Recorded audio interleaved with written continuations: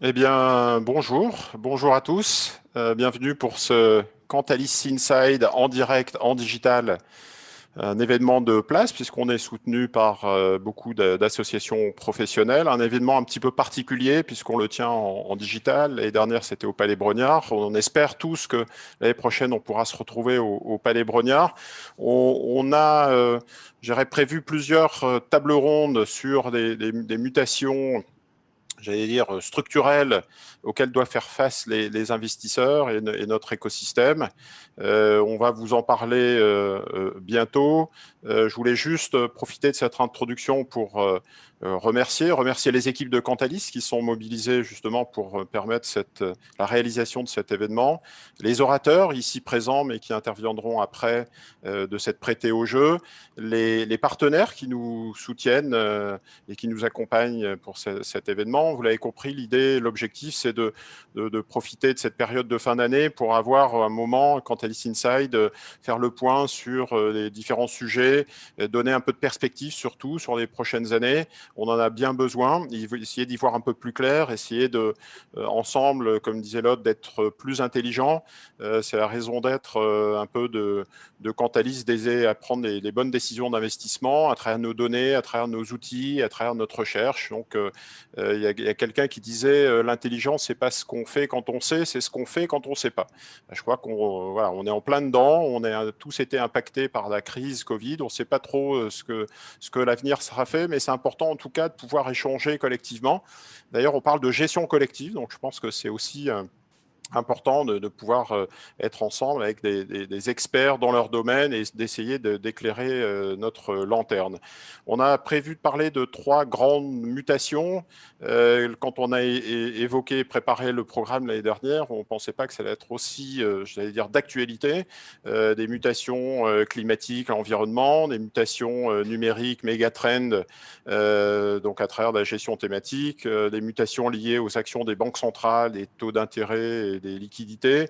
Et donc ça s'avère être encore plus pertinent. Donc la grande question de la conférence est, sommes-nous rentrés dans une nouvelle ère? Certains disent que non, qu'on revient au monde d'avant et que c'est juste une parenthèse. D'autres ont l'impression qu'il y a une sorte de fin de cycle et que le monde s'écroule et donc sont un peu moins optimistes, on va dire.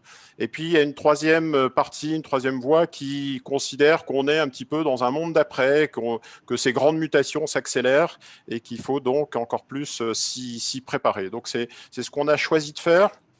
Je vais partager mon écran, ça sera peut-être plus pratique pour introduire nos invités, mais vous allez les retrouver tout de suite après. Voilà, si la technologie fonctionne bien et que mon écran fonctionne bien, vous allez pouvoir justement aborder, on va aborder le premier thème, vous l'avez compris, de cette table ronde Green New Deal, comment les investisseurs peuvent s'engager et financer une économie plus durable. Autour de la table, j'allais dire, c'est l'expression consacrée. On a la chance d'avoir Marie-Pierre Payon, qui est directrice de la recherche et de la stratégie ESG chez Groupama Asset Management. Marie-Pierre, bonjour, est-ce que tu nous entends bien? Je vous entends parfaitement bien et bonjour à toutes et à tous. Parfait. On a aussi la chance d'avoir Olfa Malèche, qui est membre du directoire et directrice des produits et des solutions au sein de la banque Neuflize OBC. Bonjour Olfa, à tous, je vous entends très bien aussi. parfait. Philippe Brossard, qui est directeur de la recherche de l'ISR, des investissements, de plein de choses, du développement au sein du groupe AG2R La Mondiale. Oui, bonjour à tous. Merci de m'avoir invité à cette table ronde. Et enfin, Jean-Yves Villemotte, expert au sein de Carbone 4, manager dans tout ce qui est secteur financier, plus précisément. Bonjour Jean-Yves. Bonjour à toutes et à tous et également merci de l'invitation. Je vois que la technique fonctionne bien. Je pense on est très très nombreux à participer. On a compté pratiquement un millier, peut-être plus d'un millier d'inscriptions. Donc j'espère que tout fonctionne bien de votre côté. Et pour introduire, lancer les débats et essayer d'y voir un petit peu plus clair, je vous ai préparé quelques slides. Ben, vous le savez, dans Quantalis, il y a Quant. Donc on est désolé, mais on aime bien les données. Donc on va vous donner quelques éléments et bien évidemment, au début, les fonds ISR, la vague verte, essayer de la quantifier. Vous voyez qu'on est pratiquement, on s'approche des 2000 fonds ISR aujourd'hui distribués. On a pratiquement 1000 milliards d'euros. Il y a peut-être un effet de marché au mois de novembre, donc on va dire qu'on est à 1000 milliards. Et voilà, pour avoir les grandes masses, dont un quart sont labellisés ISR sur le label français, mais vous savez qu'il y a d'autres labels, bien évidemment. Et donc, ça donne un peu une idée de la bascule, puisqu'on était à près de 600 milliards encore en fin 2018. La vague verte, elle s'est faite aussi sur la collecte cette année. Il y a une sorte d'accélérateur de particules en 2020. Vous voyez que sur les fonds actions, par exemple, on est à plus de 50 milliards de collecte sur les fonds ISR.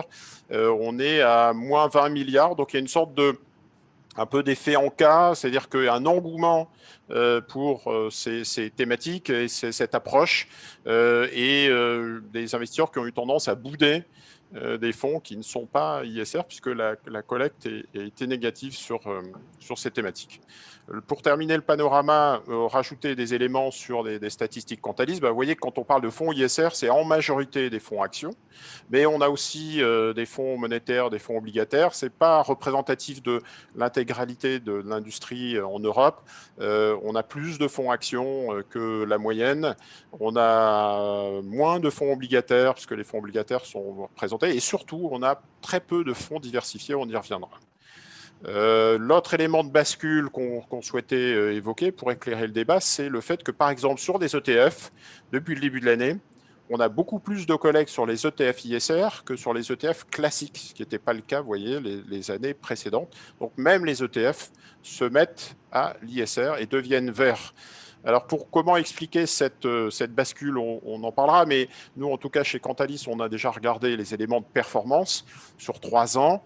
Vous avez des fonds ISR qui sont plus performants, vous voyez, sur les actions monde, sur les diversifiés, sur les obligations monde. On a un supplément d'âme, supplément de performance qui est non négligeable. On a un niveau de volatilité qui est nettement plus faible et un supplément d'âme, je disais, et en plus, c'est meilleur pour la planète. Donc, c'est un peu le Smart Beta 3.0. Il y a un effet, bien évidemment, sectoriel, vous vous en doutez, mais c'est intéressant de voir que les investisseurs qui ont fait confiance à cette approche ont été récompensés sur les dernières années.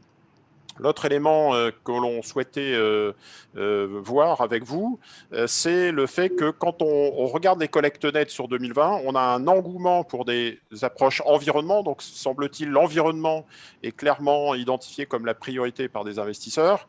Et quand on regarde le détail des thématiques, énergie renouvelable, climat, agriculture, c'est pratiquement un doublement, par exemple, des encours et de la collecte sur l'énergie renouvelable, par exemple, qui a été une thématique très, très jouée par des investisseurs en Europe. Aussi, élément, des investisseurs qui s'engagent de plus en plus. Vous voyez que la collecte nette sur l'année 2020, c'est surtout sur des fonds intensité 3 chez Cantalis, donc c'est-à-dire les fonds qui ont une approche ESG la plus élevée, la plus significative, dirait l'AMF, la plus impactante. Deux derniers éléments. Le fait que si on souhaite que la gestion ISR soit de plus en plus mainstream et diffusée dans le retail auprès du grand public, il faut que ça passe par l'assurance vie en France. Et on voit que les assureurs ont joué le jeu puisque en moyenne, on a 24% des fonds référencés dans les contrats assurance vie qui sont des fonds ISR. D'autres éléments à votre attention, la gestion de patrimoine. On a fait une enquête BFM Business récemment et vous voyez qu'à fin novembre, les CGP, les conseillers en gestion de patrimoine, sont pour la gestion ISR. Vous voyez que l'année dernière, c'était significatif dans leur conseil à 51%. Il y en avait à peu près 1 sur 2 qui considéraient que c'était significatif. Aujourd'hui, ils sont pratiquement plus de 2 sur 3 à considérer que c'est significatif. Donc, on verra des chiffres tout à l'heure avec Olfa et avec les intervenants, mais c'est vrai qu'en termes de collecte nette, le pourcentage est très élevé cette année.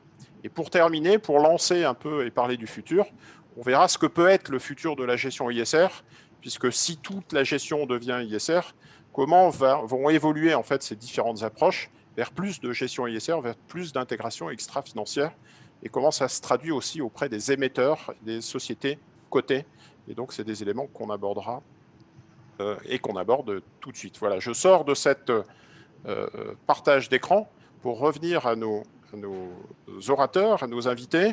Peut-être commencer par vous, Jean-Yves Villemotte. Vous êtes, on le disait, manager, directeur au sein de Carbone 4, qui est un cabinet spécialisé, comme son nom l'indique, dans la mesure du carbone au sein des portefeuilles.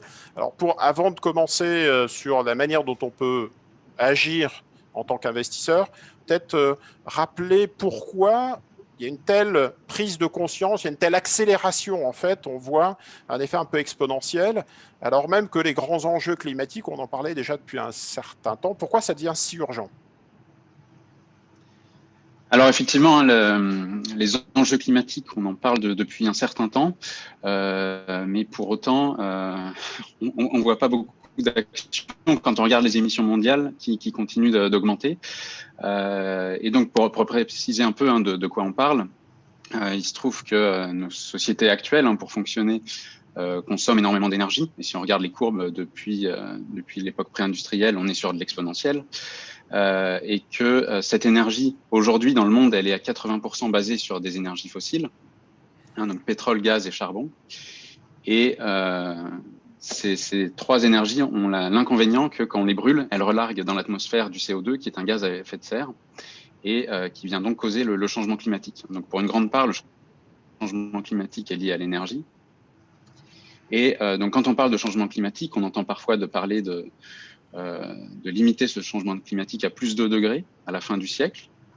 Il faut savoir qu'aujourd'hui, on est déjà à plus 1 degré par rapport à l'ère pré-industrielle. On a déjà modifié le climat et on observe déjà des modifications. Et que si on continue sur les trajectoires actuelles, on arrive plutôt à plus 4, plus 5 degrés. Et là, pour vous donner un ordre d'idée de ce que veut dire plus 5 degrés, entre il y a 20 000 ans, c'est-à-dire la dernière ère glaciaire, et aujourd'hui, il y a eu plus 5 degrés d'évolution de la température moyenne mondiale. Donc, ce qu'on s'apprête à voir entre l'ère pré-industrielle et la fin de ce siècle pourrait être du même ordre de grandeur en termes de modification du climat que la dernière ère glaciaire a aujourd'hui, enfin à l'ère pré-industrielle.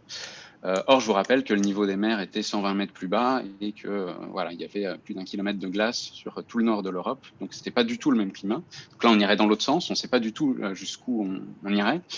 Mais ce qui est sûr, c'est qu'on n'a pas envie de le voir pour une histoire de pérennité de nos sociétés. Donc, il y a une crainte que 60% de la population vivent dans une zone, j'avais lu ça, mortelle, entre guillemets, une température au-dessus de 45 degrés, un taux d'humidité au-dessus de 65 degrés. Et ça, c'est d'ici 2050. Donc, 2050, c'est demain. C'est ça. C'est vraiment un enjeu de survie de la société comme elle est aujourd'hui, c'est-à-dire où on est à 7-8 milliards et là-dedans, une fraction significative qui a suffisamment à manger pour survivre. Si on a les conditions dont vous parlez, ça sera pas le cas. Donc, pour s'en sortir, l'unique moyen, c'est réduire les émissions de gaz à effet de serre. Et en fait, cette urgence qu'on ressent pas, parce qu'en fait, 2050, c'est demain, lorsqu'on regarde le climat, lorsqu'on regarde l'échelle des temps géologiques, mais quand on regarde voilà, nos entreprises, nos occupations quotidiennes, 2050, 2100, c'est très loin. Donc, ce qui fait qu'on s'est assez peu préoccupé. Et là, on commence à voir des impacts concrets. Et donc, il y a beaucoup d'entreprises qui viennent aujourd'hui nous voir. Alors là, plutôt des corporates indirectement, qui voient l'impact du changement climatique sur leurs opérations quotidiennes et qui veulent savoir comment ça va évoluer dans les 5, 10, 20 ans.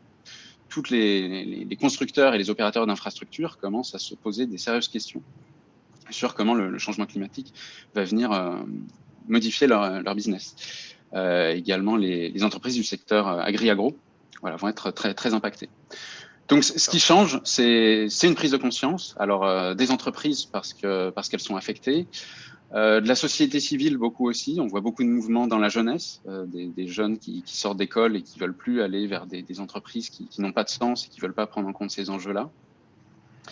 Voilà, il y a le syndrome Greta Thunberg, donc là des jeunes encore plus jeunes qui font la grève de l'école parce qu'ils veulent pas voir leur planète détruite, donc qui sont anxieux et anxieuses pour leur avenir.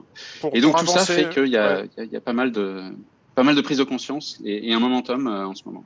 D'accord, donc asset manager, asset owner, enfin tout c'est collectif. Peut-être voir concrètement quand on parle de méthodologie et de mesure. Donc je suis constructeur automobile, je suis investisseur institutionnel, donc je me rends bien compte que la température augmente, il y a un enjeu climatique. Comment je peux mesurer? On parlait ensemble quand on a préparé l'événement de scope 2, scope 3, la photo, la dynamique, la trajectoire. Enfin voilà, comment on peut y voir plus clair et comment on peut aider parce que on ne gère bien que ce qu'on mesure bien. Donc ça sert à rien de crier en disant ah là là quelle horreur, la température se réchauffe. Faut mesurer déjà. Tout à fait. Donc à l'intérieur du groupe Carbone 4, il y a un provider de données carbone qui s'appelle Carbon for Finance, dont l'objectif est de fournir des informations sur les entreprises et tous les types d'actifs sur leur trajectoire carbone. Et donc, ça passe par bien mesurer l'état initial, où en est l'empreinte carbone aujourd'hui de ces acteurs-là. Et effectivement, là-dedans, il y a un point important qui est de prendre en compte les émissions indirectes. Donc, vous preniez l'exemple d'un constructeur automobile. Aujourd'hui, un constructeur automobile, ses émissions directes, ça va être la consommation d'énergie de ses usines, et ses émissions indirectes, ça va être la fabrication des métaux, des plastiques, donc l'extraction, la transformation de tous ces matériaux et l'acheminement jusqu'à l'usine, et surtout la circulation des véhicules sur leur durée de vie. Et ça, donc, dans les émissions indirectes, scope 2 et scope 3. C'est la différence effectivement en scope 1, scope 2 et scope 3. Le scope 3 étant les émissions en amont et en aval de la chaîne de valeur. Donc la circulation des véhicules sur leur durée de vie est dans le scope 3. Et donc si on ne le prend pas en compte, on voit ni le potentiel, le levier qu'a l'acteur pour décarboner l'économie, c'est-à-dire mettre des véhicules bas carbone sur le marché, et on ne voit pas non plus le risque de transition. Donc le risque de transition, c'est le fait que pour passer de l'économie actuelle à une économie bas carbone, il va y avoir tout un tas de modifications, donc soit des réglementations, de la fiscalité, soit des changements de marché. Et donc, par exemple, aujourd'hui, en Europe, il va y avoir une taxe en grammes de CO2 par kilomètre. Et si on dépasse ce seuil de 95 grammes de CO2 par kilomètre, les constructeurs automobiles vont devoir payer une taxe. Et la trajectoire est ça, importante. C'est une magnification du réseau. D'accord. Donc, on a la photo à un moment donné, faite par Carbone 4, mais on voit aussi la dynamique. Tout à fait. L'idée de cette transition climatique, encore une fois, on est arrivé à un point en 2020, et d'ailleurs 2020 pourrait être une des premières années où on voit réduire les émissions mondiales. Il se trouve que ce n'est pas lié à des politiques de transition, mais plutôt à une crise sanitaire. Néanmoins, c'est ce qu'on devrait voir chaque année, c'est-à-dire voir les émissions se réduire entre 4 et 7% par an, suivant les scénarios, entre 2 degrés ou le même scénario 1,5 degrés. Et donc, ce qui est important à voir lorsqu'on regarde une entreprise, c'est effectivement si elle est sur la bonne trajectoire. Et donc, nous, ce qu'on va faire, c'est regarder déjà sur le passé. Est-ce que l'entreprise a déjà commencé sa transition? Et puis, on va aussi regarder le futur. Donc, quelle est sa stratégie par rapport au changement climatique? Est-ce qu'elle a des CAPEX bas carbone, donc vers des nouveaux business models, vers des nouveaux produits? Et puis, est-ce qu'elle a des objectifs de réduction de son empreinte carbone ambitieux et en lien avec cette trajectoire?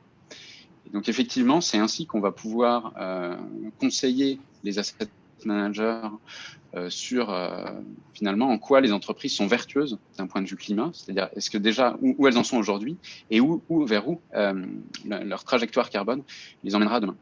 Très bien. Je vais passer maintenant la parole à Philippe Brossard, directeur de la recherche au sein du groupe AG2R La Mondiale. Alors, Philippe, sans revenir aux origines du groupe AG2R La Mondiale et voir comment ça s'est fait, mais plutôt parler concrètement aujourd'hui, maintenant, vous êtes investisseur, vous avez 100 milliards à déployer, on voit un peu l'urgence justement de ces sujets. Quelle est votre démarche? Comment vous gérez en fait ces enjeux? Alors, on gère des actifs pour deux grandes poches, on va dire. D'une part, une partie des réserves du système de retraite complémentaire. Donc là, on a affaire à des partenaires sociaux dont la demande était peut-être un peu diffuse, mais qui voulaient une démarche ESG.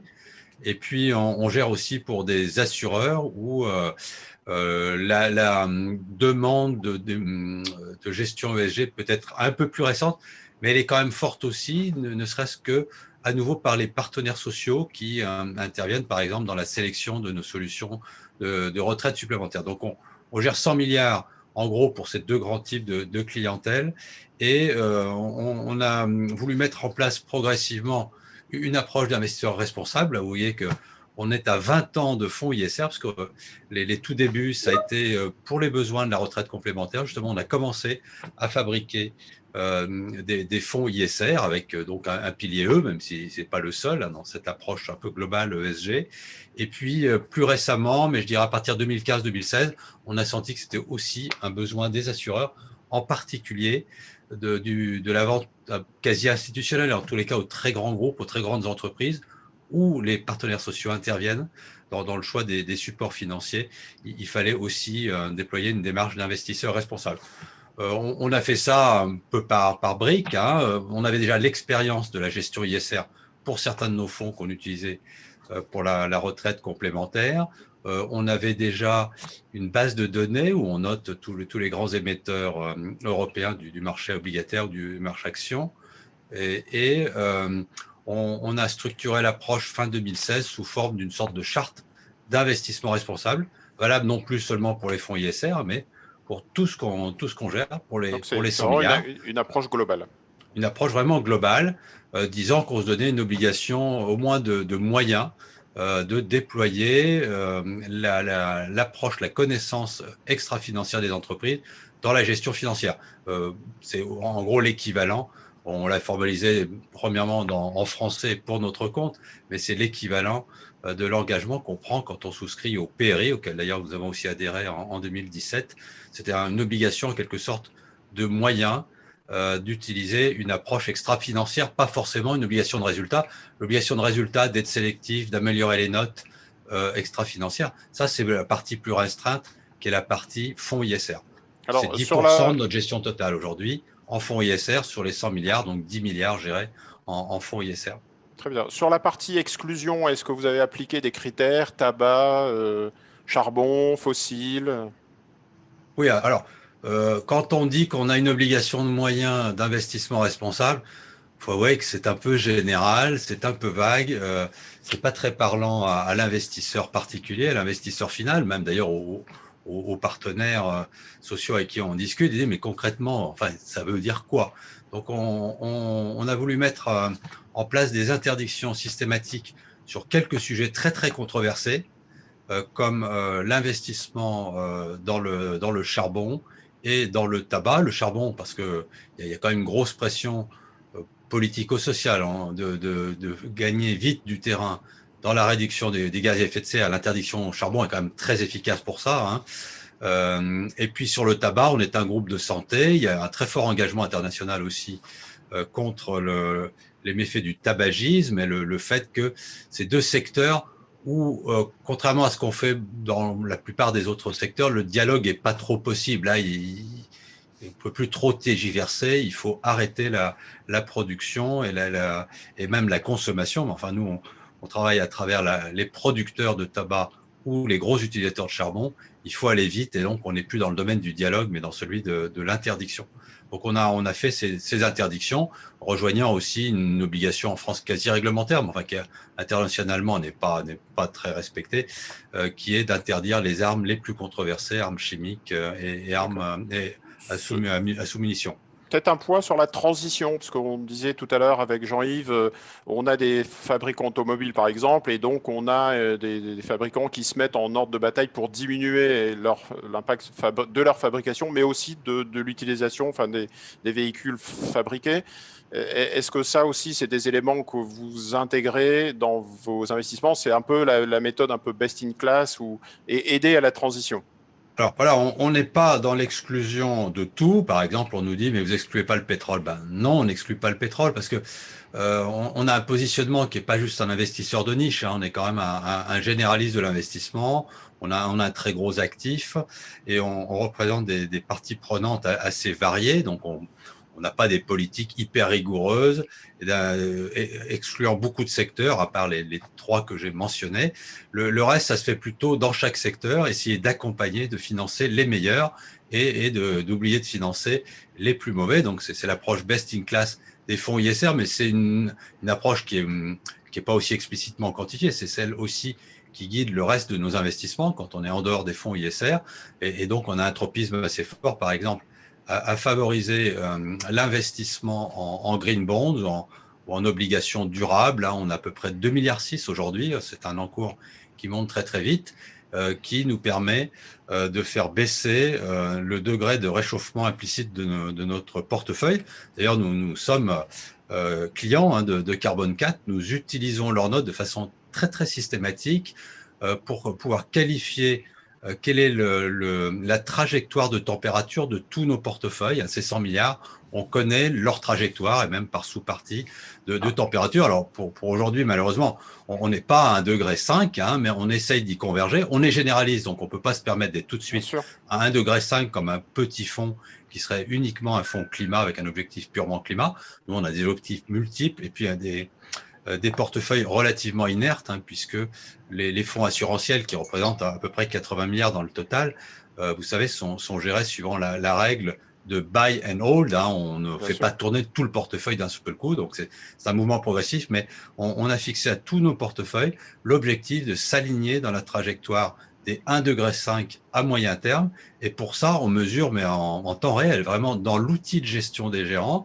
Ils ont une colonne à côté des données financières. Ils ont une colonne qui est le degré de réchauffement mesuré par Carbone 4. Donc, quand ils font un arbitrage dans leur portefeuille, ils savent si pour un millième ou un 10 millième, ils ont bougé ou non dans le bon sens le degré de réchauffement implicite de tout leur portefeuille. On parlera tout à l'heure avec vous, Philippe, des green bonds et des autres classes d'actifs pour donner plus d'exemples concrets.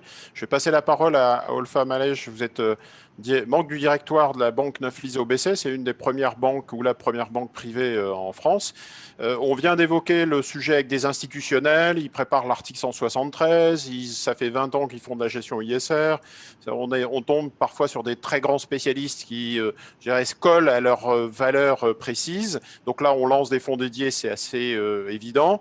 Mais quand on est grand particulier ou quand on gère des capitaux pour des grandes fortunes, comment on aborde ce sujet-là et votre retour d'expérience, la situation aujourd'hui sur 2020 au sein de la banque Neuflize? Merci Jean-François.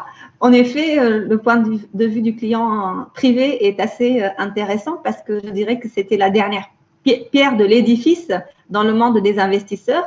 L'investisseur privé, certes, est arrivé plus tardivement que les investisseurs institutionnels, mais je dirais qu'il y a eu un déclic et je vais expliquer pourquoi.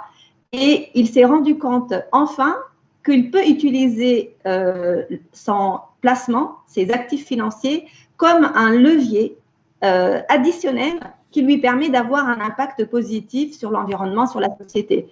On sait tous qu'en tant que citoyen, on peut avoir plein d'actions, d'engagements. Ça peut commencer dans la vie de tous les jours, par le tri sélectif et autres, et ça peut être un engagement beaucoup plus fort avec des associations, avec des actions. Mais le client privé a mis du temps à croire réellement que l'investissement lui permet aussi d'avoir une action positive et atteindre le même type d'objectif. Pourquoi cette réticence? Il a fallu beaucoup de pédagogie, tout d'abord à nos banquiers, et ensuite, grâce à nos banquiers, donc pédagogie auprès de nos clients, pour quelque part contrecarrer deux arguments qui étaient utilisés tout le temps. Le premier argument, c'est le greenwashing. Le client privé avait du mal à croire que, en effet, à travers des investissements socialement responsables, il peut avoir une action concrète, tangible, mesurable sur l'environnement ou sur la société. Et grâce à, comme je l'ai dit, à un travail de pédagogie, d'explication du processus de gestion qui est très solide, qui est authentique, quand l'investisseur privé voit l'univers d'investissement ISR qui est réduit pratiquement de moitié par rapport à un univers d'investissement traditionnel, il s'est rendu compte qu'en effet, il y a un vrai travail de conviction et un processus de gestion très solide derrière.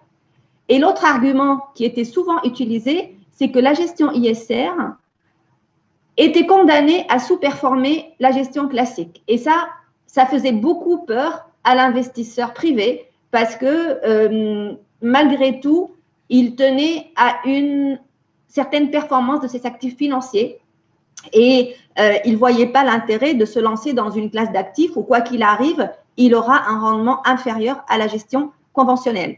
Donc, je dirais que la crise de Covid a joué un rôle d'accélérateur phénoménal. Il y a eu la prise de conscience collective que mes prédécesseurs ont mentionné. Donc, ça, c'est un phénomène généralisé. L'autre facteur qui a joué le rôle de déclic, c'est qu'il y a eu une performance qui a été réellement au rendez-vous de la gestion ISR. Je ne sais pas si ça va être mentionné plus tard, mais clairement, tout au long de l'année 2020, on a eu la classe d'actifs des produits responsables de façon générale qui a montré une performance qui était meilleure que la gestion conventionnelle. Donc ça a permis quand même de donner raison à toutes les études académiques qu'il y a eu sur le sujet, les études historiques qui n'étaient pas suffisantes, mais là, c'est l'expérience qui l'avait démontré. Et enfin, il y a aussi eu des campagnes de communication très fortes de la part de tous les acteurs financiers, les asset managers, les banques privées, qui ont aussi poussé l'investisseur privé à se documenter davantage sur le sujet, à bien comprendre les enjeux et à se rendre compte, lui-même, se rendre à l'évidence qu'il peut avoir en effet une action très concrète via ces placements. Alors, Olfa, les deux fins sont levées. Est-ce que vous pourriez donner des éléments concrets sur cette vague verte au sein de la banque? Est-ce que vraiment il y a une collecte? Est-ce que ça se ressent dans la collecte, dans l'appétit des investisseurs? Bien sûr. Donc, nous, clairement, juste pour rappel, on a lancé notre première gestion sous mandat ISR il y a 10 ans. Donc, c'était il y a un moment quand même. Mais je dois avouer que ça n'avait pas eu un succès énorme.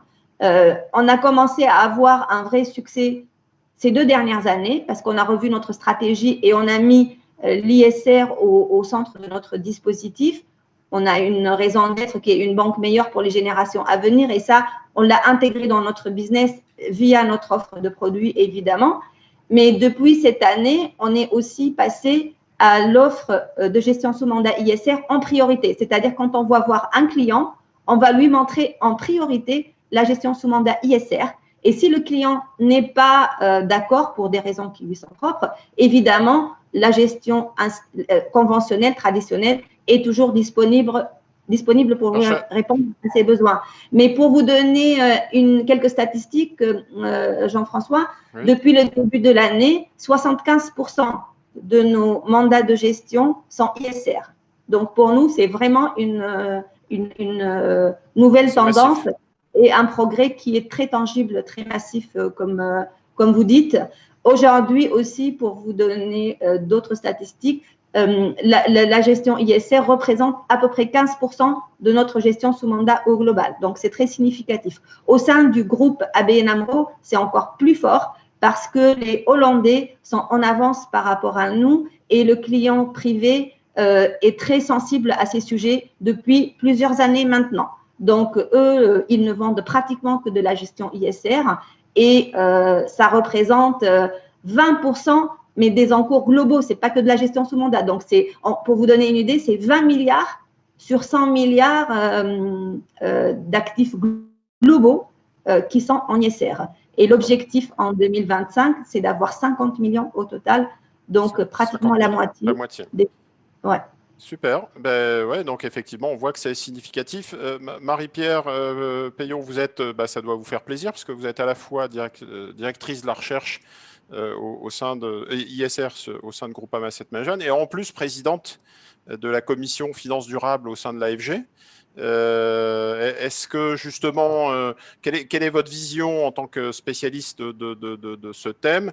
Je voudrais qu'on aborde ensemble le thème transition versus impact, nouvelle économie, puisque il y a 10 ans, si je voulais faire de la gestion ISR, et c'est un petit peu le message de Philippe Brossard, de dire, moi, quand je déploie 100 milliards, je ne peux pas juste investir dans Neoen ou dans de l'énergie renouvelable, dans des éoliennes, parce que le marché n'y suffirait pas. Il faut quand même que je trouve en plus du rendement.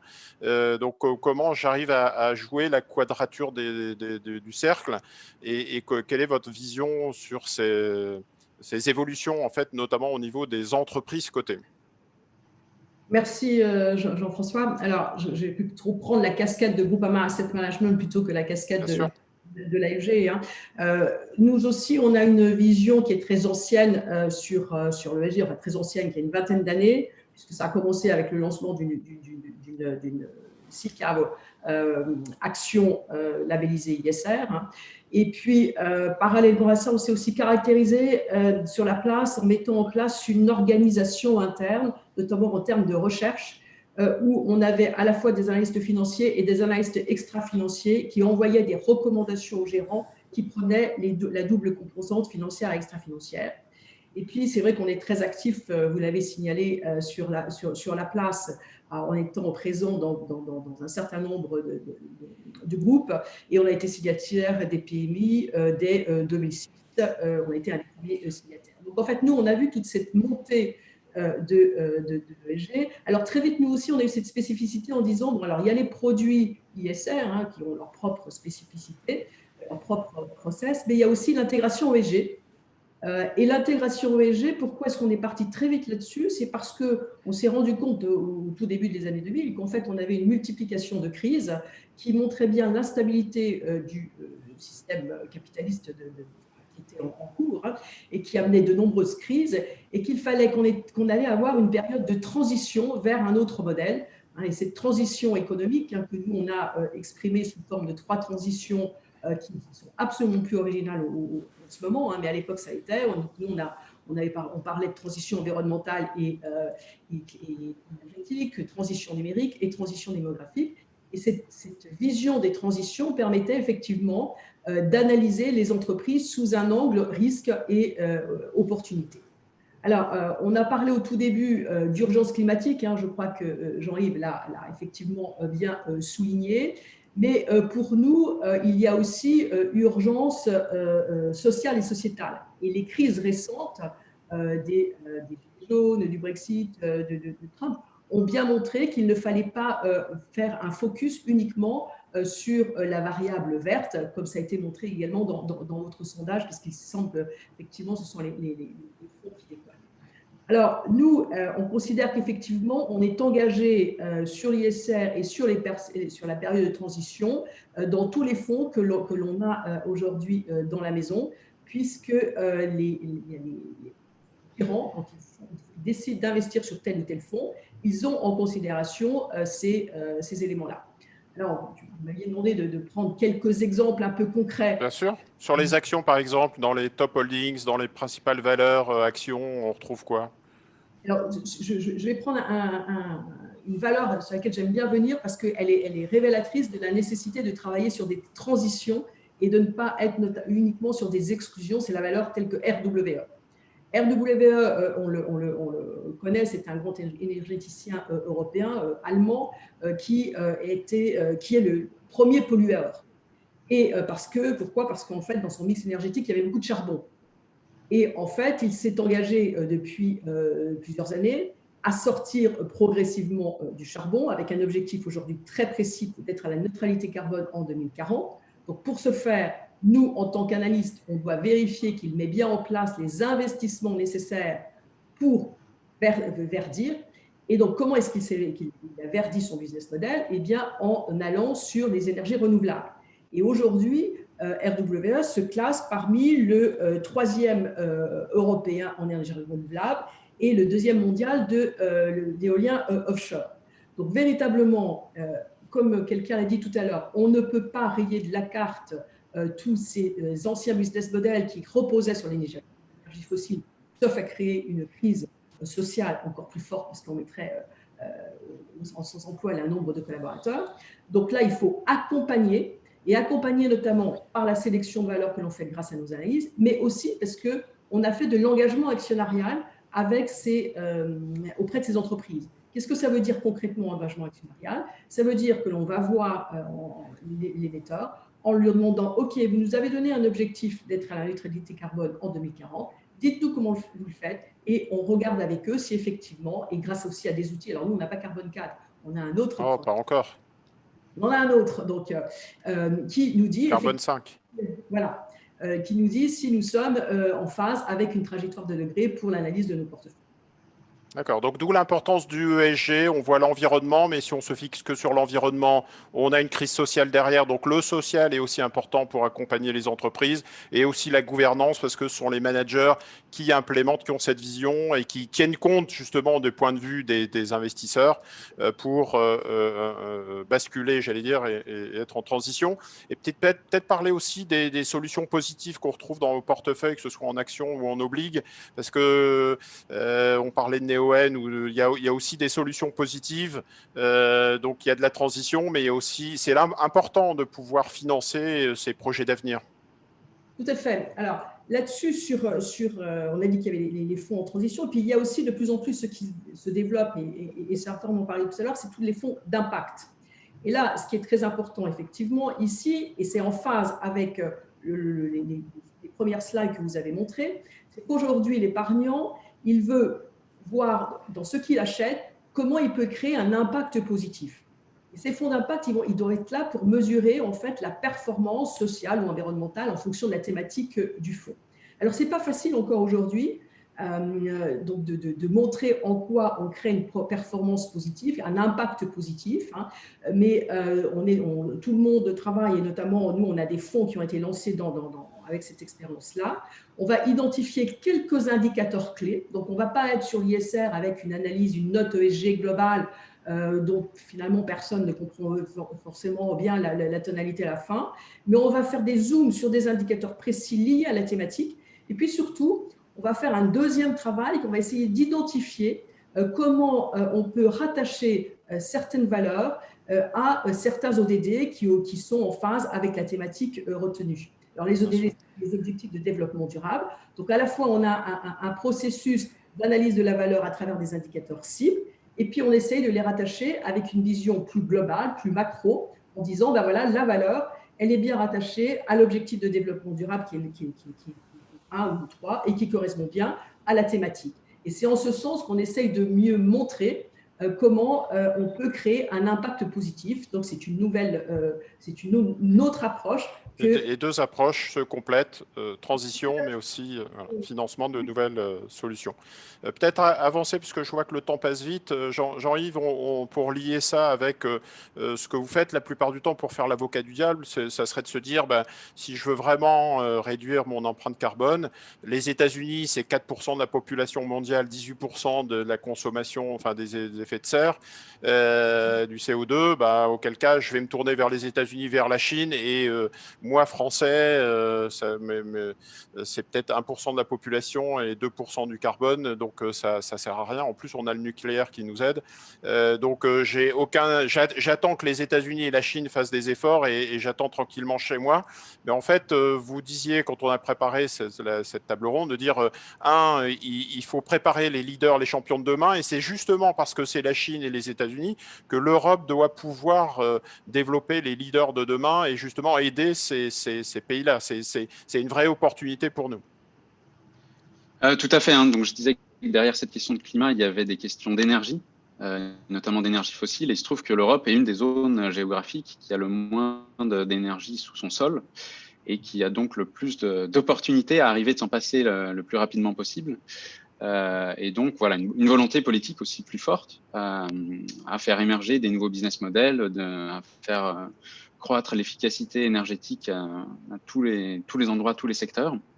Et donc, selon moi, ce sujet, il est bien sûr environnemental, mais il est aussi économique, c'est-à-dire qu'il faut faire émerger les nouveaux business models, il faut faire émerger les nouveaux acteurs de demain qui permettront, et donc c'est en ayant ces leaders qu'on pourra ensuite déployer des nouvelles technologies, déployer des nouvelles manières de faire sur toute la planète. Et donc l'Europe est aujourd'hui en bonne position pour le faire. Bonne position. Autant la tech, on a un peu loupé le coche, mais là, sur l'environnement, je pense qu'on a une bonne carte à jouer.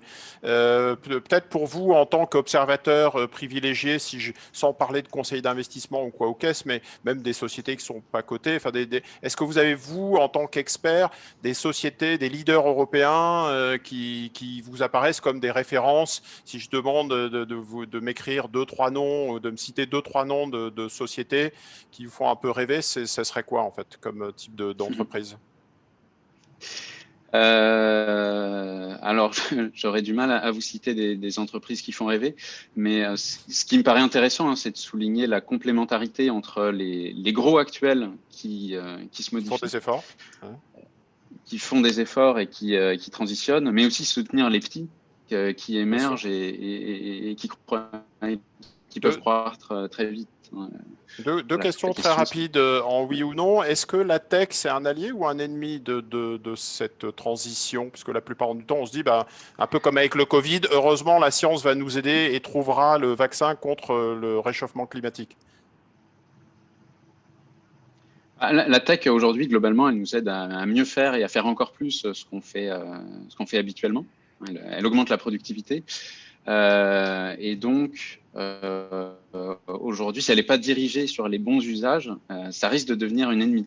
Aujourd'hui, le problème de la tech, c'est que les émissions globales du secteur ICT au global augmentent de près de 10% par an. Donc, même s'il y a des efforts unitaires qui sont très importants, donc pour transférer un bit, voilà, on sait le faire avec beaucoup moins d'énergie. Il se trouve que l'augmentation des usages au global, en absolu, les secteurs augmentent.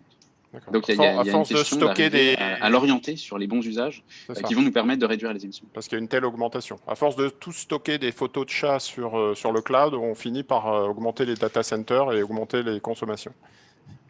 C'est un peu ça. Le nucléaire, allié ou ennemi? C'est un peu ça. On se dit qu'il y a... Ouais. Le nucléaire, allié ou ennemi? Alors, le nucléaire... Alors là, je vais répondre que sur la partie climat, puisque c'est ce sur quoi on me demande de répondre. Aujourd'hui, le nucléaire est un allié dans le sens où c'est une énergie très bas carbone. Et donc, vouloir s'empresser de sortir du nucléaire ne va pas nous aider à réduire les émissions de gaz à effet de serre. D'accord. Donc, c'est plutôt un ennemi. D'accord. C'est un allié sur le climat, le CO2, et ce serait un ennemi de penser qu'on va pouvoir tout basculer très rapidement en énergie renouvelable. C'est comme ça que je l'ai compris. Oui. Philippe, on avance avec le groupe AG2R. On commençait à parler des green bonds, mais peut-être qu'il y a des internautes qui nous regardent et qui ne savent pas ce que c'est que le green bond. Pourquoi elle est financée des projets d'avenir via les placements obligataires? Peut-être rappeler qu'une compagnie d'assurance vie qui a du fonds en euros a peut-être 80, 85, 90% de placements en taux. Voilà, absolument. On a tous en tête des marges volontaristes auprès des entreprises, on l'imagine à travers la démarche d'actionnaire, parce qu'on peut aussi voter, etc. Et ça paraît plus concret, mais la réalité de l'épargne française, au fond, c'est qu'elle est indirectement, massivement investie sur des obligations qui sont elles-mêmes l'univers obligataire européen et pratiquement aux 3/4 le secteur public. Hein, donc, la problématique obligataire, qui est d'ailleurs plus difficile à déployer dans une démarche ESG, est néanmoins centrale dans le métier de gestion d'actifs. Pour l'assurance, comme vous le dites, on est à 80% sur des obligations, à la fois en stock et grosso modo en flux. Et pour les réserves de la retraite complémentaire Agirc Arrco, on est à 70% en obligations. Donc la démarche, ça veut dire quoi green bond en fait? Alors la démarche est vraiment sur les obligations est centrale, et pour essayer de répondre à ce besoin d'identifier ce qui est bon et ce qui est moins bon en matière ESG, en particulier en matière environnementale, c'est développer sur le marché obligataire des émissions dont les produits, donc les entreprises ou les entités du secteur public lèvent des fonds et ensuite promettent, flèchent cette levée de fonds vers des investissements d'infrastructures destinés à la transition énergétique. C'est une obligation verte, ou à la réduction de la consommation, etc., ou au financement des nouvelles énergies, ou même il y a des obligations dites sociales qui ont au but d'améliorer des indicateurs sociaux, de pauvreté, de formation, etc. Et ça fait partie maintenant intégrale du nouveau marché obligataire. Les obligations vertes ou durables, je dirais presque curieusement, financièrement, sont très homogènes avec les autres obligations. C'est-à-dire qu'elles ont, pour une durée donnée, pour un rating donné, exactement le même prix ou le même, donc c'est pas dégradé. ce qui veut dire la même chose. Donc D'accord. il n'y a pas de différence financière. On peut donner un exemple de green bond auquel vous avez souscrit il n'y a pas longtemps, que vous avez en tête? Alors, tout le monde en émet, hein, toutes les grosses entités. Une des formes les plus spectaculaires, alors, qui n'est pas de cette année, mais a été que la France, hein, a émis des OAT vertes de façon très significative il y a 2 ans, je crois que c'est notre plus grosse ligne en encours.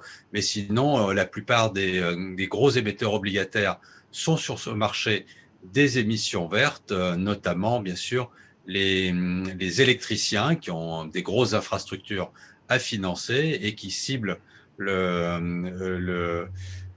développement sur les énergies nouvelles, qu'ils le financent par ces obligations vertes, comme par exemple Engie ou EDF. Donc, on a un marché qui est maintenant très profond et on a en portefeuille 2,6 milliards à peu près d'obligations durables, c'est-à-dire vertes et sociales. D'accord. Et on reviendra peut-être, si on a le temps, sur les questions de UC verte et de distribution quand on est assureur. Je passe la parole à Olfa pour parler, en fait, de revenir sur la question de l'épargnant particulier et qui devient un petit peu militant. On parlait ensemble d'épargne militante. Ça rejaillit dans l'enquête que vous avez fait il n'y a pas longtemps avec Opinionway et les Échos. C'est assez remarquable de voir que l'investisseur, c'est à la fois le consommateur, c'est à la fois les lecteurs, c'est la même personne. Et donc, il y a une volonté de rendre son épargne utile et impactante quelque part. Tout à fait, Jean-François, vous faisiez référence à cette enquête Opinionway et les Échos pour Neuflize. Je vous donne quelques statistiques. À la question, par exemple, est-ce que votre banquier vous a parlé d'épargne responsable ou de produits d'épargne responsable? Il y a exactement 1 an, l'IFOP posait la même question. Il y avait 12% de oui et 88% de non. Donc, il y a 88% des épargnants qui n'ont jamais entendu parler d'épargne responsable de la part de leur banquier. Et nous, dans cette nouvelle enquête, il y a 30% qui disent que leur banquier leur a parlé de produits responsables. Donc, on est passé de 88 à 70% de non. Donc, il y a quand même une bonne évolution. On est passé de 12% à 30% de oui des personnes qui ont déjà ce dialogue avec la banque, avec leur banque et leur banquier. Ils sont aussi 70% à dire qu'ils souhaitent intégrer des critères environnementaux dans leurs produits financiers à long terme. Donc, il y a une grande volonté de leur part à aller sur ce terrain.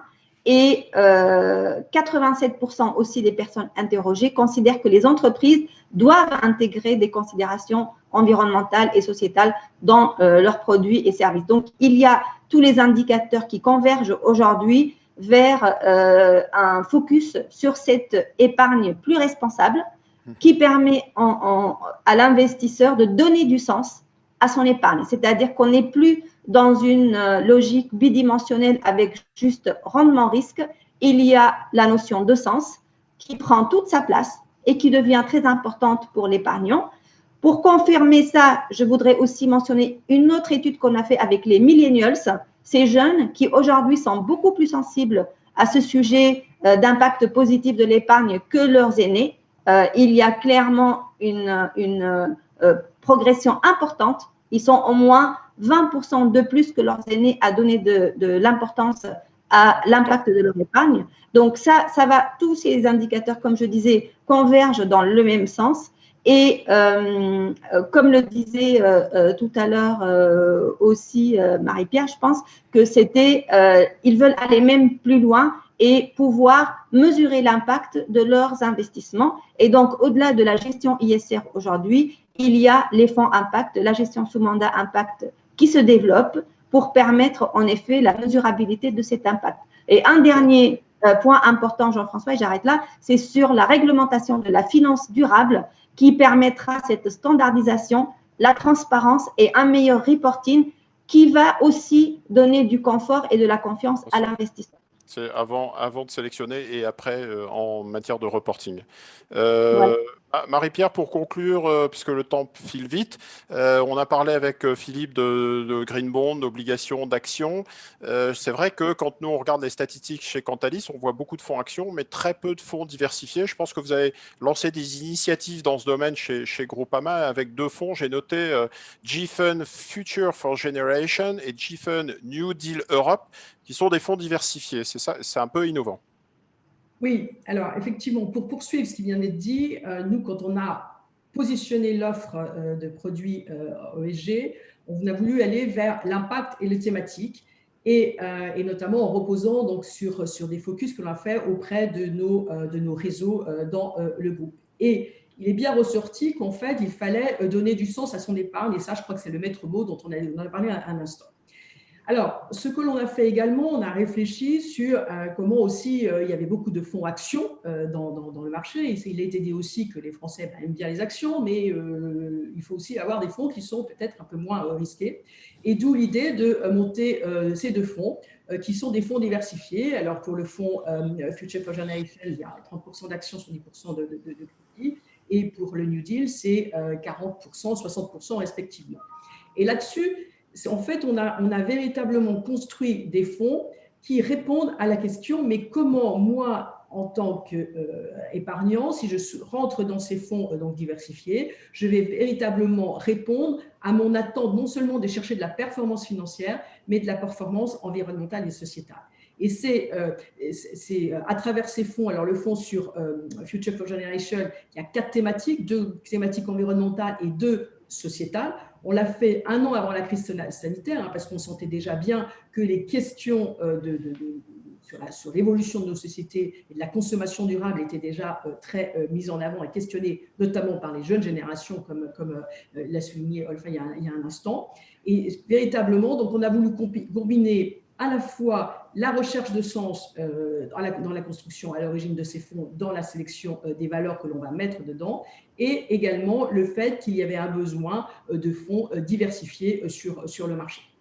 Très bien. J'ai plein de questions pour terminer. Il va falloir être très vite puisqu'on rend l'antenne dans 2 minutes. Plein de questions pour nos intervenants. J'en ai une pour Olfa. Donc très rapidement, oui ou non. Olfa, est-ce que les mandats en gestion ISR sont des monothématiques ou multithématiques? Pour nous, ils sont multithématiques. Pour un client privé, on a plus joué la diversification pour éviter tout risque contracyclique. Voilà. Donc, on a joué la prudence. On est resté sur du multithématique. Est-ce que, toujours pour Olfa, les gestions sous mandat chez Neuflize sont 100% fonds labellisés?